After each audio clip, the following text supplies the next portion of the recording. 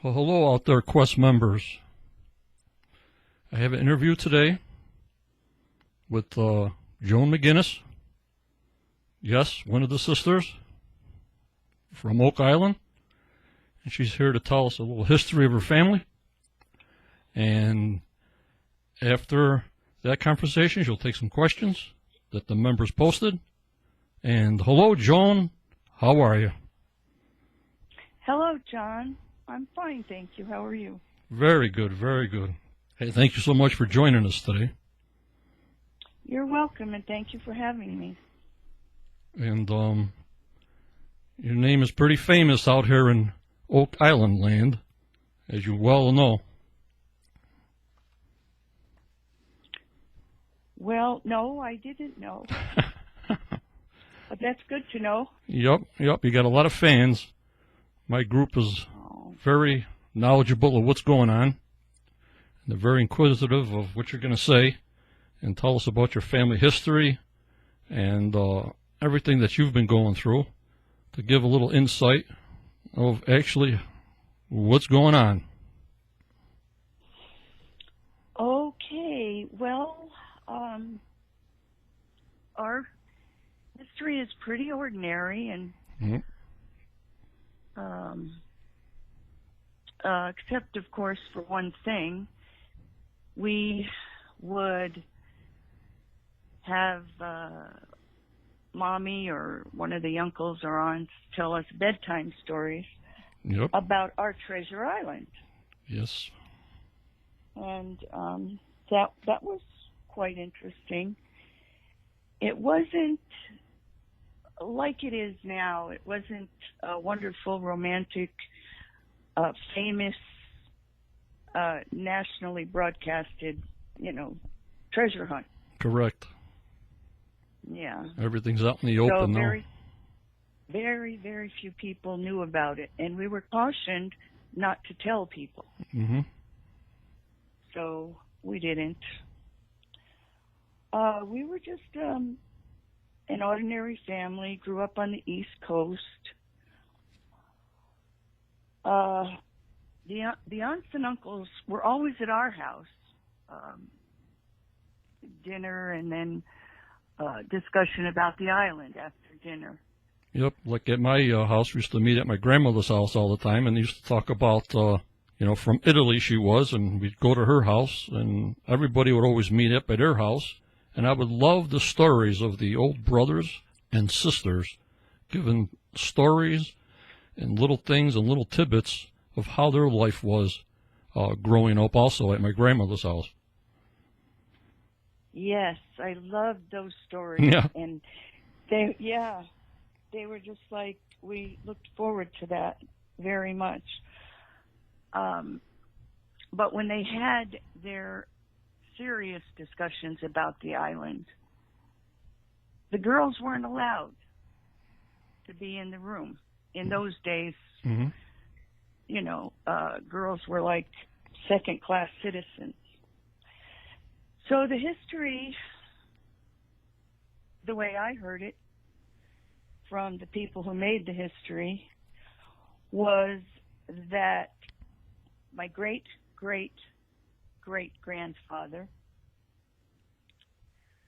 was hanging out on the island. He would hang out there every chance he got and go fishing and hunting and just laying under the old oak tree. Yep. So one day he was lying there daydreaming or doing what guys do, and he saw the marks from the pulley on the oak tree. And he noticed a depression in the ground. And being from a family of builders and carpenters and stonemasons, he figured it out that somebody had dug a hole and buried something there. Okay. So he started digging. I don't know how long he dug. I would imagine a couple of days anyway. And then he went and got his two friends, Smith and Vaughn. Yep. Now, some theories says that Dan knew that there was a treasure buried on that island from his Scottish descents.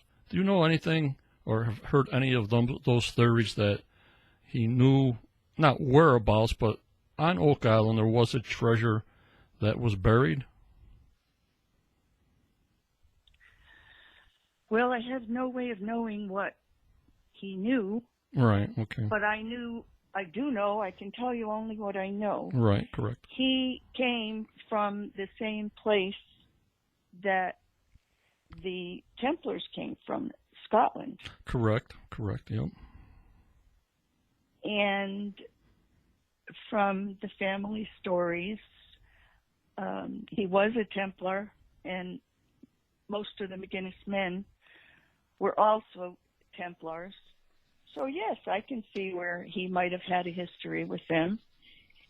And so I can't imagine him being there by accident. All right, so your father and grandfather were Templars? As far as I know. As far as you know, yeah, okay. From whatever stories they have spoken to you with, or how, that's the best of your knowledge. I agree. I know for sure that Uncle George was a Templar, and Uncle Albert was a Templar. Okay. And I do believe my father and my brother were Templars. Okay.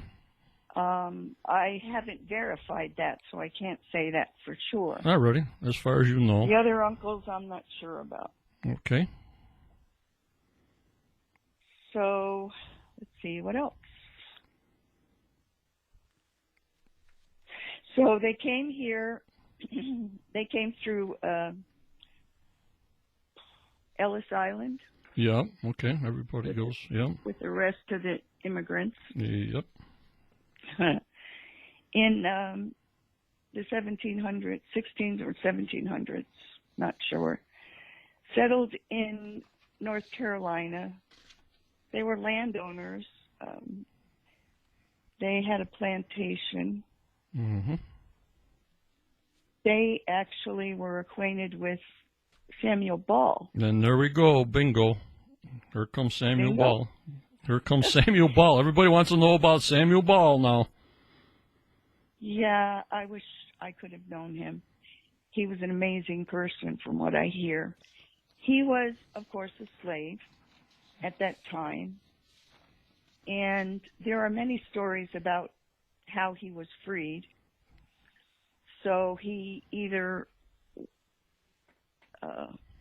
ran away from the plantation, or another story is that he was offered, if he would fight in the war for the British, that they would buy his freedom and they would give him some land. Okay. And because it was like a no-brainer that the British were going to win the war. It was like Goliath and David. Right, they're all organized and everybody's in straight lines, and you have the colonials that are all different people, all unorganized. It says, well, these guys don't have a chance. The British are going to wipe them right out, right? Exactly. Yep. That was the mindset. Yeah. So, fortunately, that didn't happen. And so they were asked to leave the country. In those days, traitors were thrown out of the country. Okay. And they were considered traitors. Sorry about that, but they were. So they were awarded land on Oak Island, in and around that area. And so that's how his family ended up there, and he grew up there, right on the western shore. Okay, and he would always row out to Oak Island at every chance he got and just hang out. Right, like when he's kind of a loner. Yeah, and like I mentioned before, obviously the only thing we got to go by, Joan, is what they tell us on the TV show. And his descendants, when they were on the show, they mentioned that Samuel had to pay 8 pounds of silver for his first lot. Now, that's all we got to go by is what the show tells us. So what's your opinion or theory about him actually having silver and actually buying more land on Oak Island and buying another island off of Oak Island and land on the mainland as far as being a cabbage farmer? What's your theory on something like that? I think it's a wonderful thing. From what I understand, his first lot he was given to him by the King of England. Okay.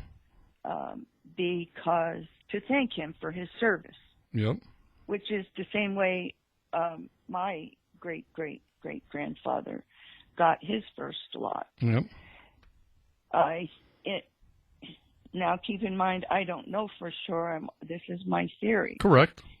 That they found treasure, a lot of it. And that's how they were able to buy more lots. Mm-hmm. The Smiths and the Vaughns and Samuel Ball Yep. and Daniel ended up with quite a bit of property. Right. On the island and off.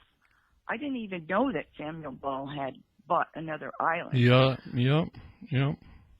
But Yeah. Also on that, I mean, I know they were digging, and we don't know how deep they had to go. Like, I get questions from members.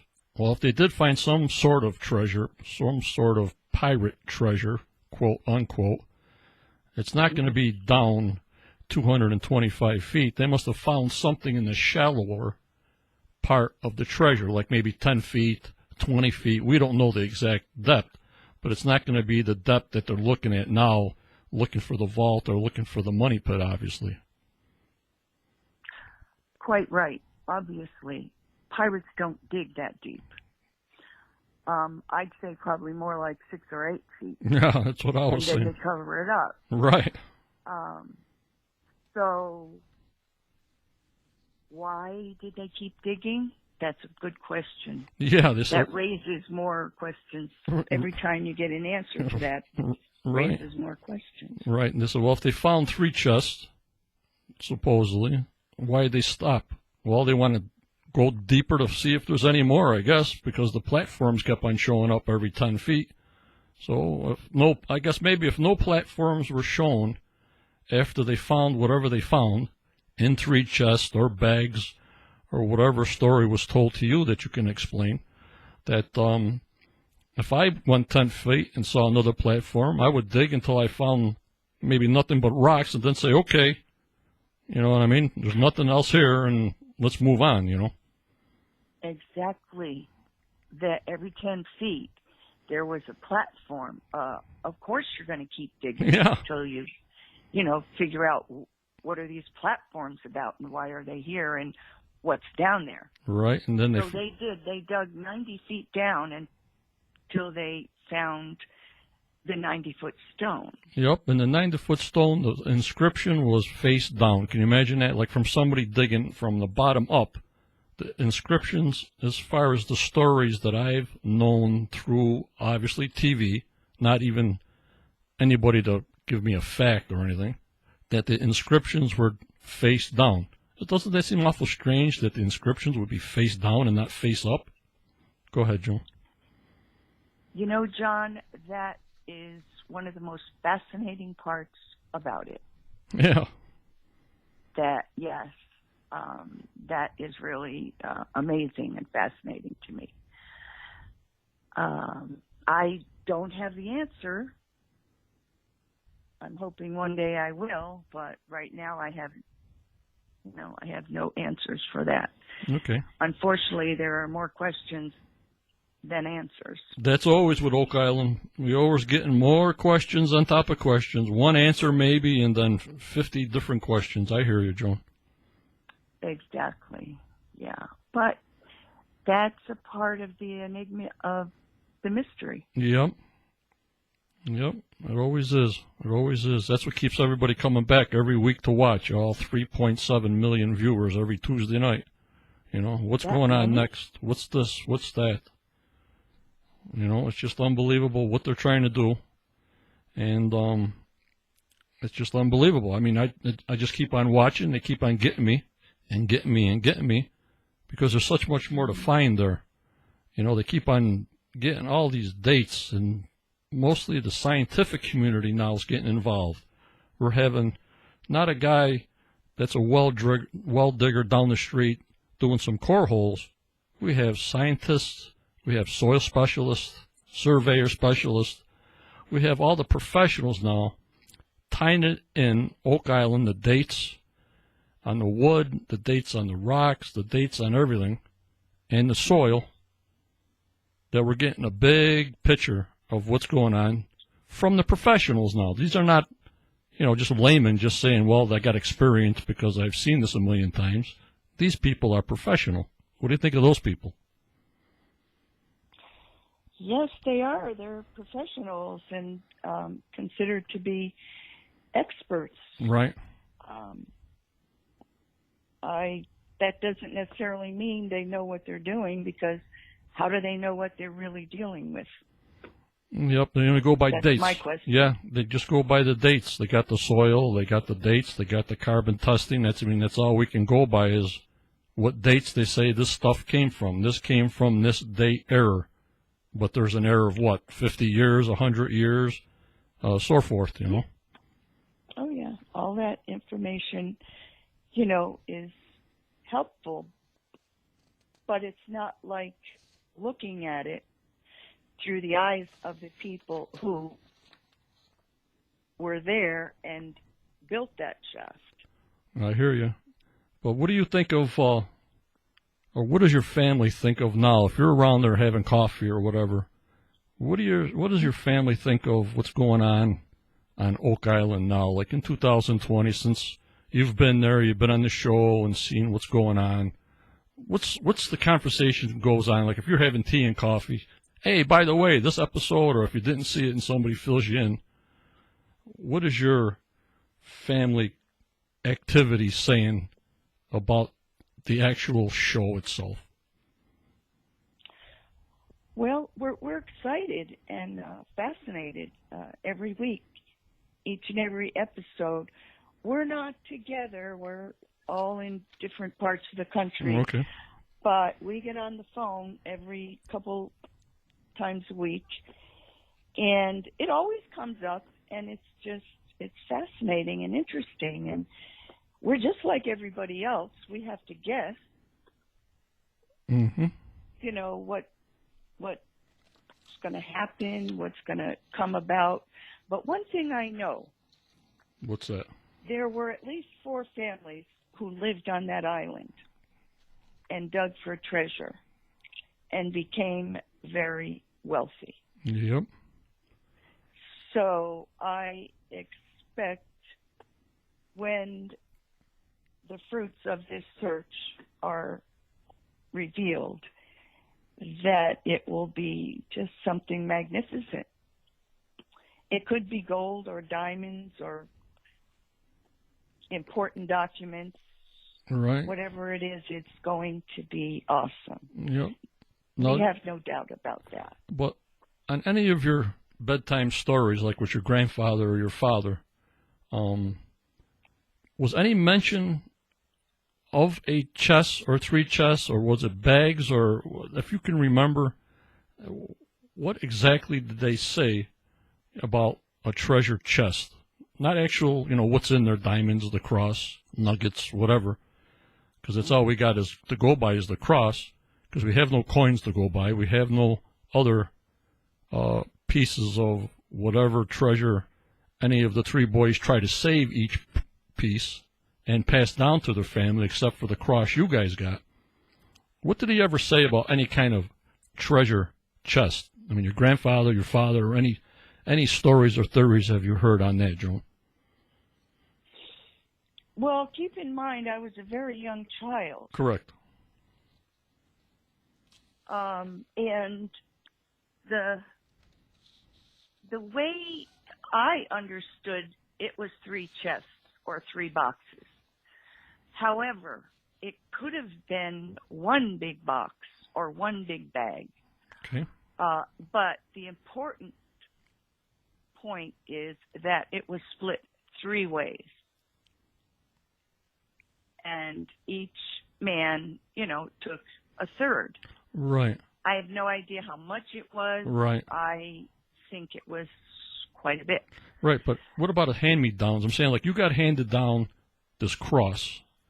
Did any other families have any hand-me-downs that you know of, like a trinket or a ring, or if it's split 3 ways? I mean, I'm just putting this out there. I know you probably don't know or whatever, but did any other 2 families or 3 families keep a namesake through the years? Do you know of?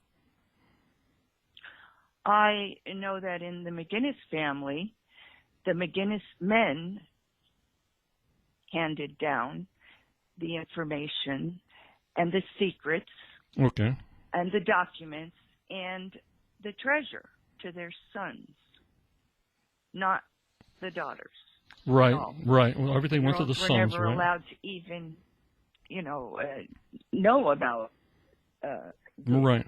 the important facts and the secrets. There were many, many secrets and documents. So And so by the 20th century, correct. when my brother Jimmy was 15, my father gave him the cross. Right. Jimmy told me, and this is from Jimmy's mouth, so Okay. he told me that he did see a chest, a wooden chest, and our father took the cross out of the chest Okay.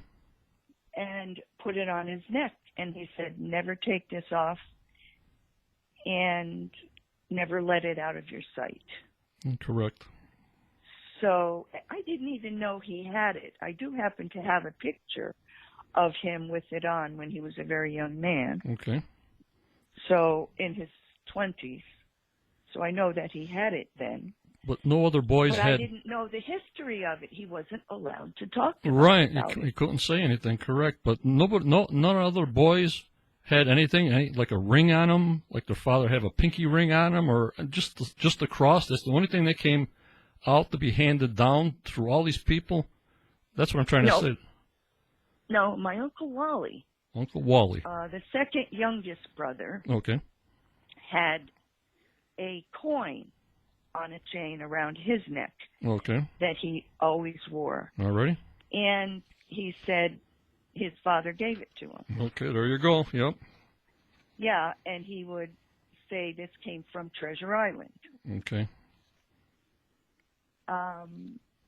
Somewhere along the line, the coin disappeared. Oh, boy. And nobody really knows what happened to it. So as far as I know, the cross that I have, the nugget cross, Correct. is the only known piece of treasure Right. that is authentic and came from the money pit. Yep. Unbelievable. The story always, I can hear this story about 1,000,000 times and never gets old. You know what I mean, Joan? It's just gets me crazy. I do know exactly what you mean. It never gets old. I've been hearing and talking about it for over 50 years. Yeah. And it's like it's brand new every time. Right. Now, did your grandfather or father ever mention the 90-foot stone at all, or no, that was in his stories to you, or no, that was just a guy talk about the 90-foot stone? No, we were told about Grandpa Dan. He built a cabin on the island for his family to live in, a very nice cabin. And he had the 90-foot stone embedded in his fireplace. Okay. He had a big, huge stone fireplace. And it was on the mantle. Mm-hmm. It was part of the mantle. I was there at the cabin one time when I was little, Mm-hmm. like, I don't know, 5 or 6. Yeah.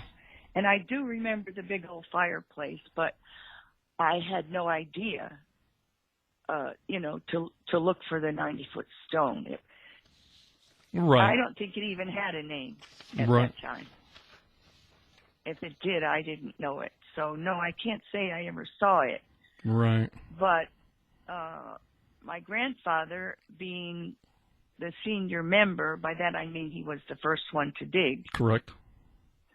felt, that he was entitled to the stone. Mm-hmm. And, in the fair world, it would have gotten passed down to us and eventually to me. Correct. But that didn't happen. So whoever has it, I bless them and I just wish them all the best luck in the world. Yep. And even I had another question that says, this Susan Kaiser says, I have heard it said, her cross is a key, quotation marks. Could it be a key to unlock the door to either a treasure room or the vault? Now, some people think Nolan's cross is the key. Nolan's cross, when I'm talking about it, Nolan's cross is the key. I know exactly what you're talking about, and I know about that story of Nolan's cross. I've never heard that story that my golden cross Right. was a key. I guess it could be if the pirates who buried that treasure that ended up in my family Right.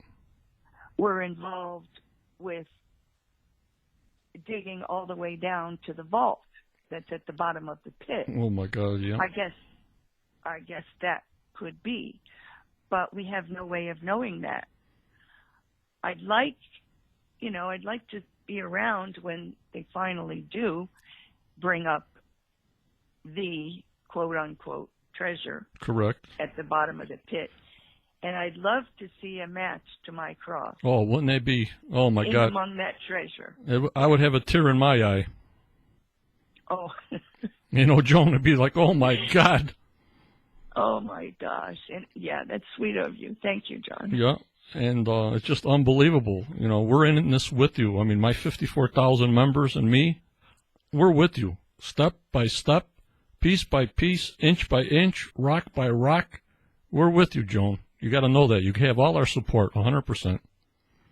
That's good to know. That's so good to know.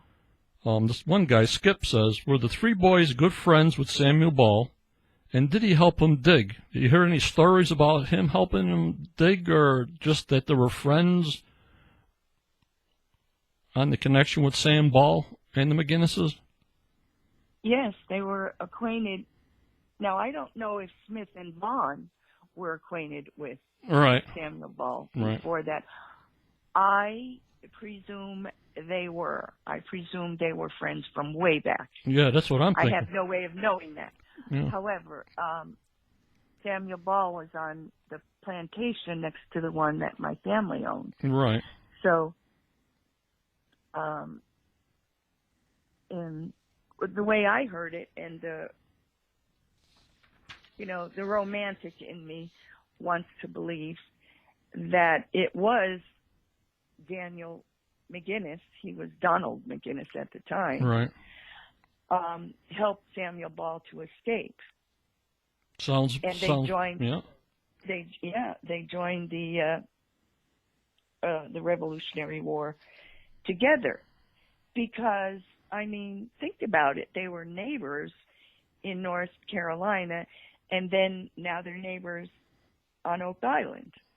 It just makes a lot of sense that they came there together, or Daniel was there and made a place for Samuel, Yep. or vice versa. Correct. Yep. But I don't believe in coincidence at all, ever. Right. So we think theory-wise that he also helped him dig. Then probably. Absolutely. Yep. He became very wealthy. Correct. And he was living on the island. And what else would he do? Right. None of those families worked. Right. He grew. They had enough money to support, their family and their lifestyle, and live very well and acquire a lot of land and wealth. Right. So, but Dan just did farming, right? He just did farming, and Sam did cabbage growing, right? That's about it, right? Yes, they did do that. They did farming, and they had animals and crops and things. I never knew what they grew. Right. Okay. I always thought they just grew food for themselves. But yeah, Yeah, they could maybe. have gone commercial. Yep. And did your father say anything about some kind of journal did they keep? Anything in writing? As far as I know, you got the cross. That's a material thing. Was there any, like a little book or a little journal or anything else like that in script do you have from way back when that was passed down, or your sisters have? I can't really speak to that. Oh, John. okay. All right, now it says, Candace Durgan. Why didn't the McGinnis family pass down the land on Oak Island to the next generation to look for more treasure? As if looks like the hatch or the hole under the entrance to the vault, like on Zia's map, was like under his house. They did pass down the land. Daniel passed down the land to his wife Yep. and kids, and they passed it down, to their descendants. But along the way, the mystery and the romance of Treasure Island just lost its hold on some of them. Yep. And they decided to sell. Okay. So gradually, little by little, it was gone. It was still in the family. When I was a kid, I know all of my uncles had lots there. Yep. And I think the last lot was sold. Uncle George sold it around in the 70s or 80s. That's what I heard anyway. Yep. In a fair world, he would have given it to me. Correct. But that didn't happen. And then Judy Rosebuck asks, please ask her if she was surprised that Zena's map and the map you had were alike. What do you think about that? I think that's very significant. That was amazing to me. The maps you found in the book, Zena's. My God. Yeah, whether it was a map or a piece of a puzzle, Yeah. parchment, or even stone, broken up stone. Right. Nobody really knows because her copy is a copy, and Yeah. so is mine. Right.